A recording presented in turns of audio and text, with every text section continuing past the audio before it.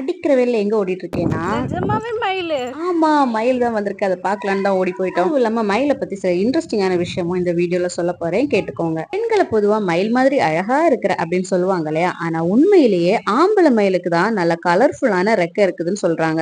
பெண் மயிலுக்கு ரொம்ப டல்லான கலர்ல தான் அதோட ரெக்கை இருக்கும். அந்த ஆண் மயில் அந்த ரெக்கையை விரிச்சு ஆட்டும் போது அதுல இருந்து கம்மி ஃப்ரீக்வன்சியான ஒரு சவுண்ட் வெளியே வருதுனோ அது ஹியூமன்ஸால கேட்க முடியாது, கூட இருக்கிற மயில்களால மட்டும்தான் கேட்க முடியும் அப்படின்னு சொல்றாங்க. மயில் என்னங்க இப்படி கத்துது அப்படின்னு கேட்டீங்கன்னா, அது மயில் கத்தலங்க, என் கூட வந்த மேடம் தான் மயிலை அட்ராக்ட் பண்ணி இழுக்கிறோம் அப்படின்னு கத்திக்கிட்டு இருக்கிறாங்க.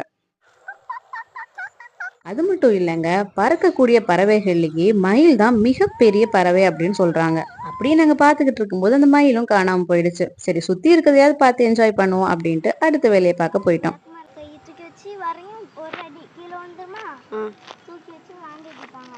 அது வால்ல கயிறை கட்டி விட்டு விட்டு விளாண்டுட்டு இருப்பாங்க.